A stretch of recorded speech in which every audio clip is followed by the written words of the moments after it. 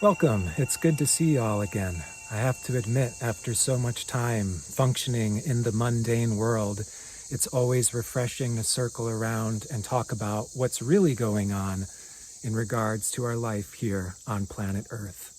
So we'll be discussing the rest of September 2024, specifically the time around our forthcoming full moon, which is a partial lunar eclipse in the sign of Pisces, coming up on September 17th.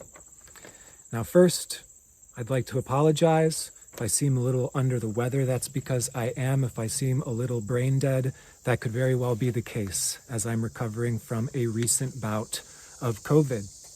Despite that, a lot of exciting things are going on here at Rasalila Healing. You can now become a member of this channel. You'll get early access to these videos, planetary emojis, and a glyph next to your name and comments to show that you are a supporter, and thank you so much. This work is made possible thanks to your support. And on the 28th of this month, I will begin my first YouTube public-facing Q&A.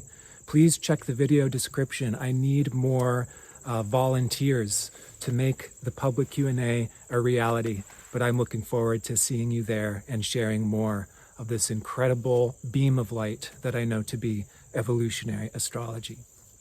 Now, getting sick coming into September, I can't say I'm personally too surprised.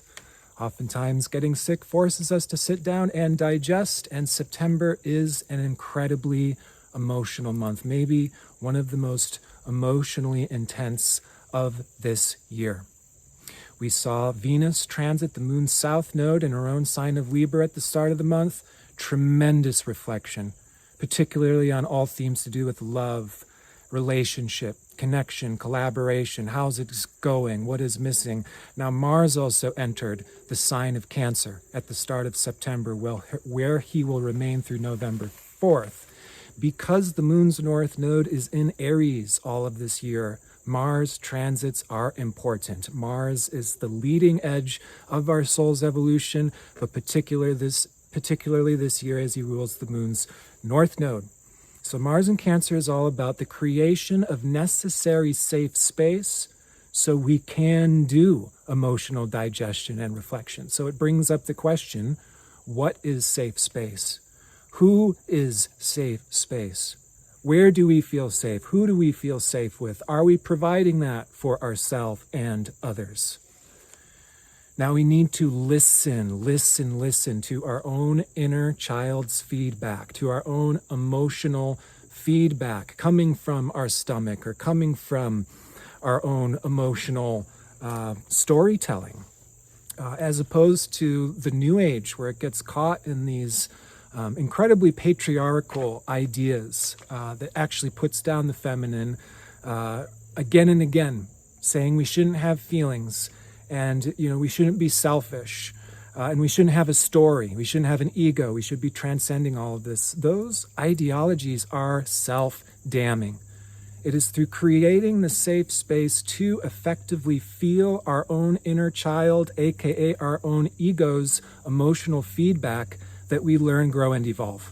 So we need this safe space. In fact, creating this safe space is some of the evolutionary homework of this month, particularly mid-month, as Mars will square the moon's nodes on September 17th.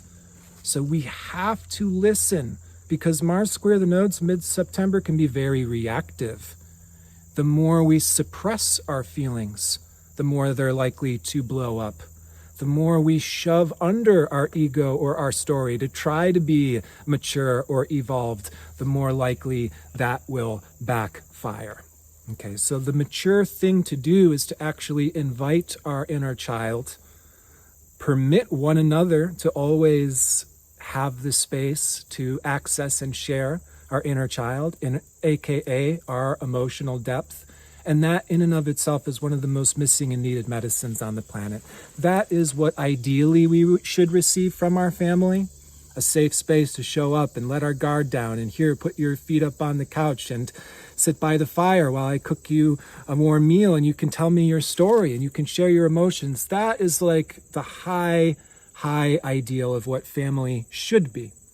And we all know in this day and age that this is not likely to necessarily have that safe space provided from family. So who's our actual family?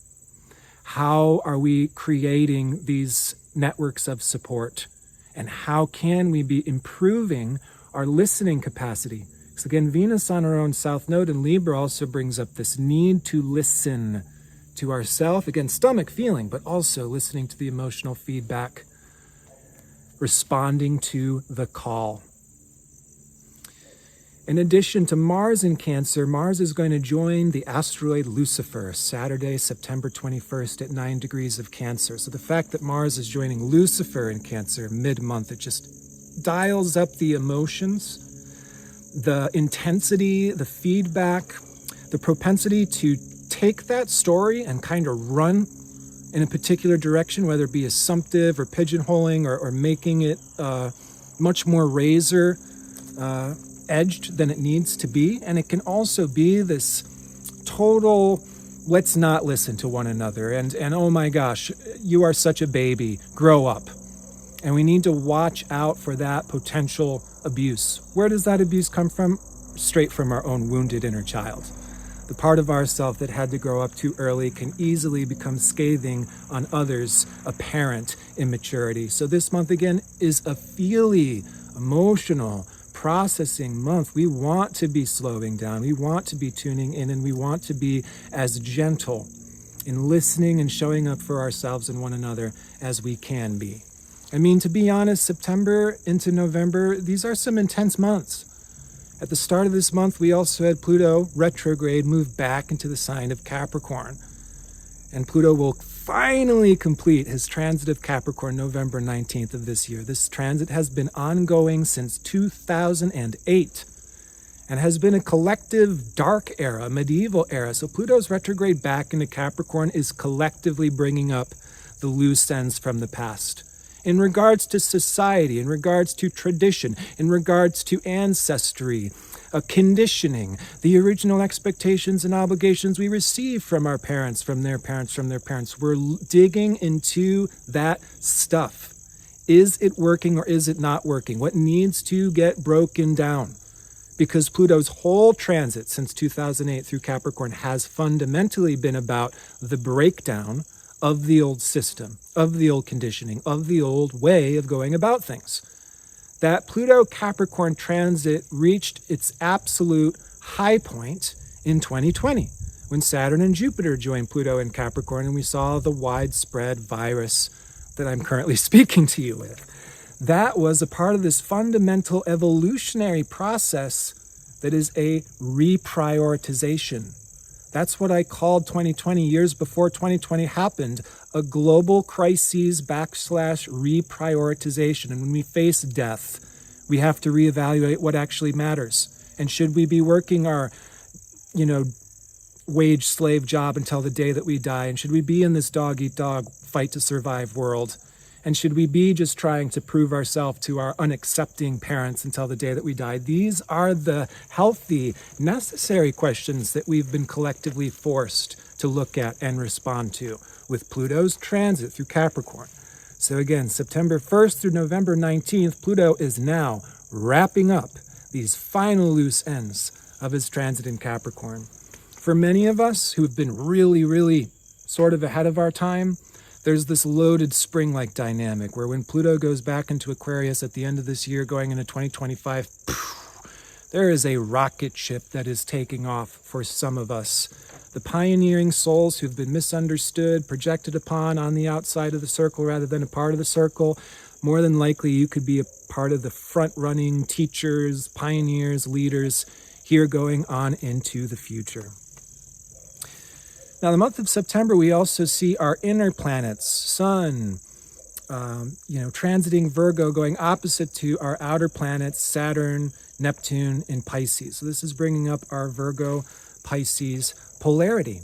And the full moon on September 17th is joined with Neptune, squares Jupiter, opposite to the Sun in Virgo. So it brings up these questions surrounding meaning and fulfillment and purpose.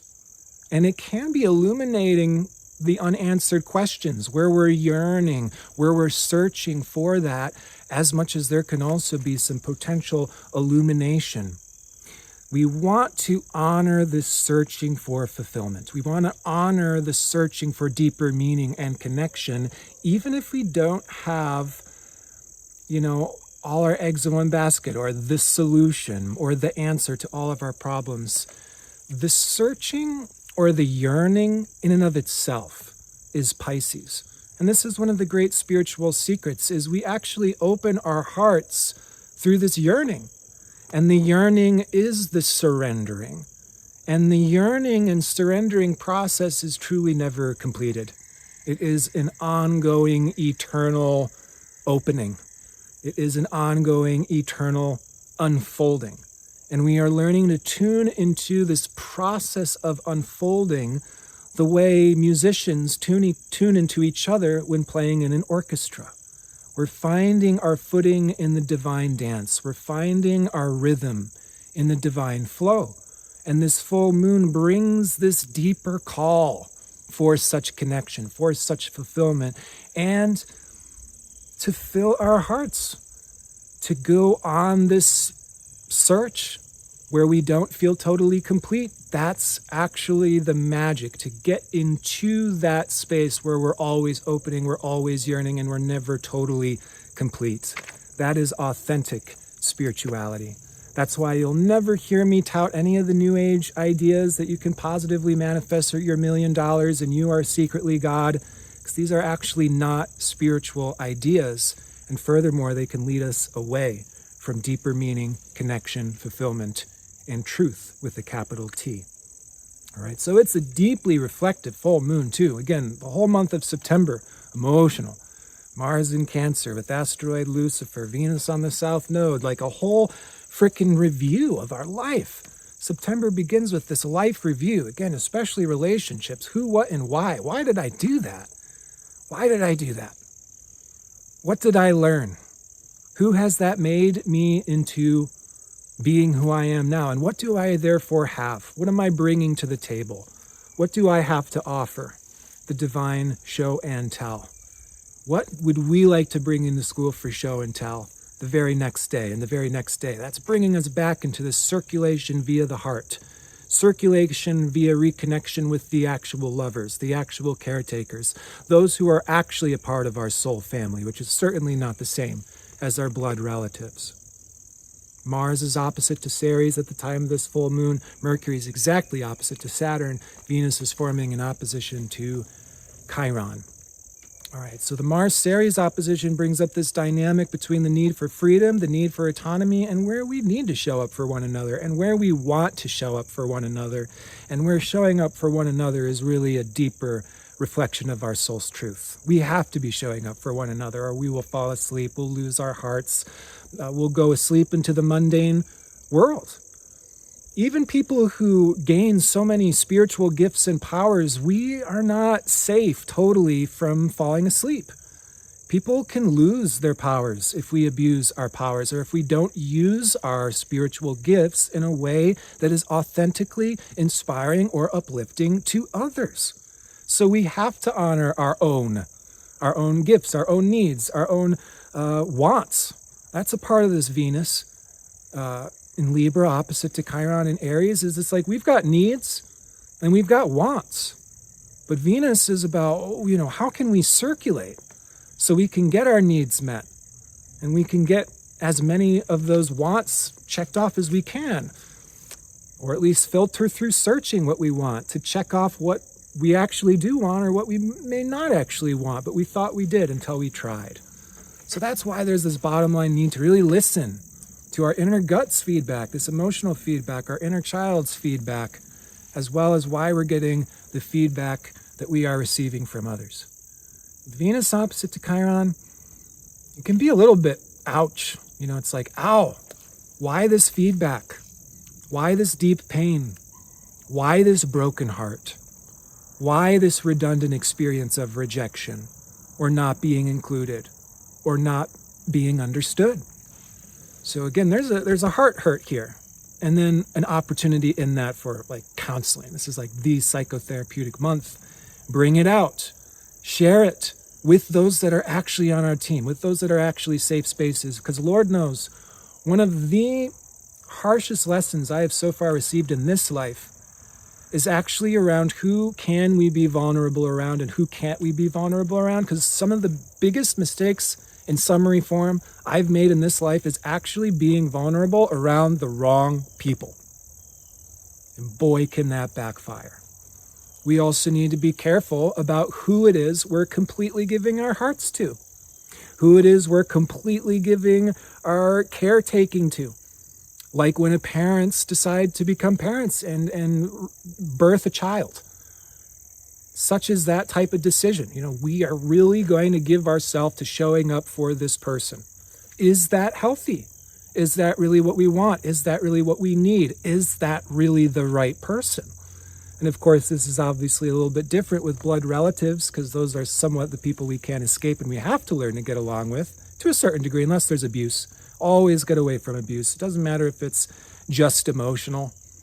I'm also bringing in this era through my work, I hope. We need to be recognizing that we've survived traumas that are not just necessarily physical or sexual abuses. Most of us, I think, are so used to emotional abuse within the family, we're like fish in water to it. We don't even know it's abuse. That's still abuse. You don't have to hang around that. You don't have to feel indebted to that. We get to choose who our actual families are. We get to choose who we're collaborating, creating, participating with. And this full moon is bringing up this review to give us this evaluation of where we truly feel complete, at home, connected and therefore revitalized. We all have to tap into something greater than just ourselves. Again, I don't tout these New Age beliefs that you can positively manifest everything and we're gods. No. Nobody touting those ideas is actually in a spiritual stage of evolution. When we really get into spiritual evolution, we always point to the greater source. That's why I'm always pointing to Jeff Wolf Green as the founder of evolutionary astrology. I didn't learn this astrology by myself. Similarly, all of the gifts and uplifting I'm doing is not really coming from me. It's coming from my own support systems and higher ups that allows me to do this work, and without them it would be impossible. So Pisces brings us into a deep reflection of where is that source? Where can we become channels? That's what Virgo's all about. Necessary humility, necessary feedback in order to make adjustments and changes so we can hollow ourselves out. The word holy comes from the word hollow, like a hollow reed. We have to remove the clutter of distraction, expectations, obligations, trying to prove ourselves to our boss, parents, teachers, get a round of applause from the church, whatever it may be. There's so many distractions.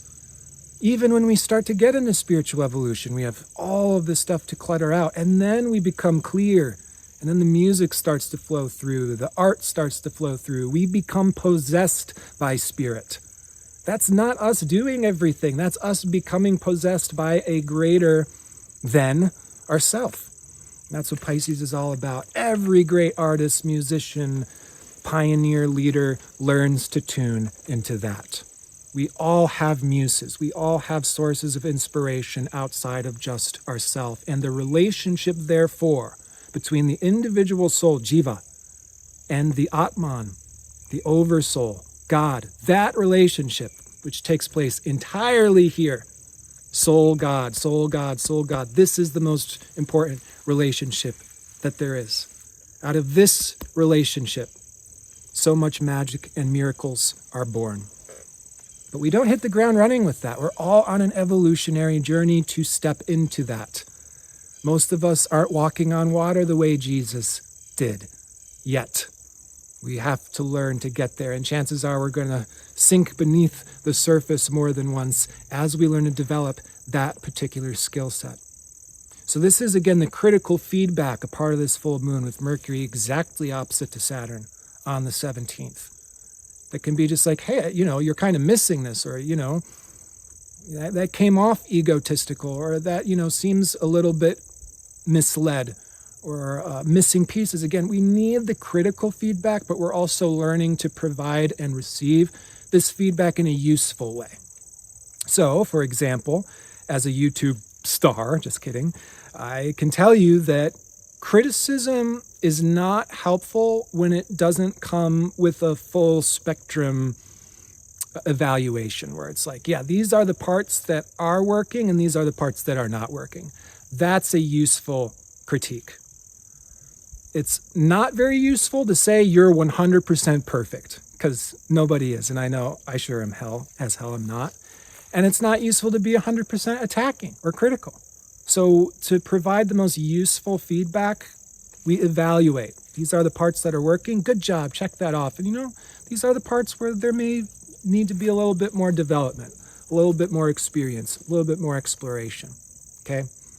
So there's a lot of opportunity for us to go back to school, to listen, again, to one another, but also our inner child, make some really deep, meaningful shifts to come back into a sense of safety, to come back into a sense of connection. Again, what do we need in order to be open, in order to be full, in order to have the ability to receive others? We have to be full in a certain sense in ourselves. So how do we fill that up in ourselves? How do we request that support from others? And how can we show up? And how can we request support in a way that really works? And again, we have to be careful here, because if we're requesting support from the wrong people, that can actually backfire. So we're learning to evaluate who and what is a safe space, how to define that. Again, that's why we need the Mercury-Saturn opposition, because that's not just a fuzzy idea. We can break that apart. These are the parts and the pieces that make a safe space. These are the parts and the pieces that makes a safe person. These are the parts and the pieces that should set off a red flag. We need to be a little bit more careful in checking in with one another. All right? All this is leading up to our fall equinox, Sunday, September 22nd. So we are tropical astrologers. The zodiac is based off of the annual rhythms between the earth and sun.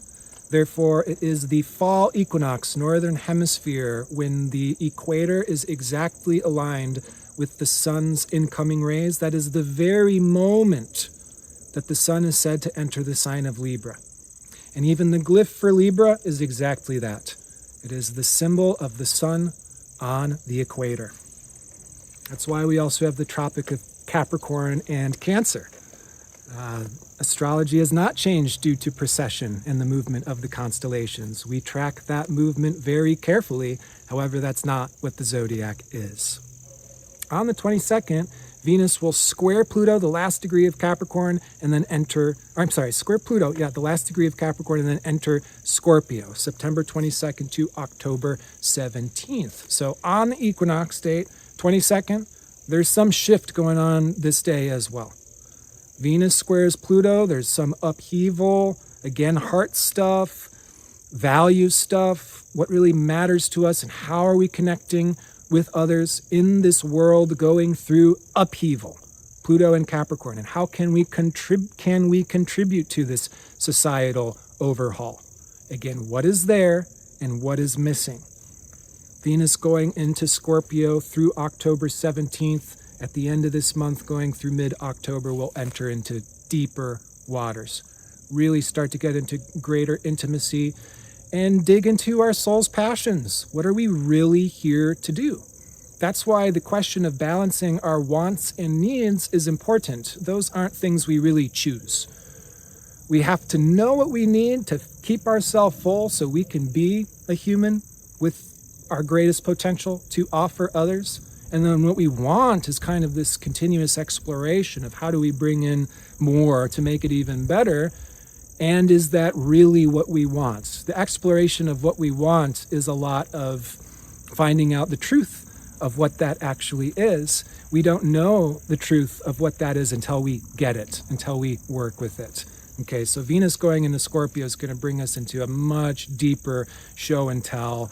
The parts and pieces we cannot escape from, the deeper emotions and feelings we cannot escape from, and therefore, what are the necessary conversations that need to be had so we can all get on the same page? That is the opportunity of Libra season, beginning when the sun enters Libra on the fall equinox, September 22nd. Again, I hope to see you in our forthcoming YouTube public Q&A I'll have information in the video description. We will meet on the 28th. I so hope to see you there. Again, we're now beginning YouTube memberships, so you can get early access to all of my videos released up here on YouTube, as well as additional emojis and a planetary glyph next to your name to show that you are a supporter. Thank you so much for your support. It is such a gift and an honor to broadcast this work. I hope in whatever way it is useful along your journey of healing and growing. Especially this month, please do take care. And I look forward to speaking to you again in about a couple weeks.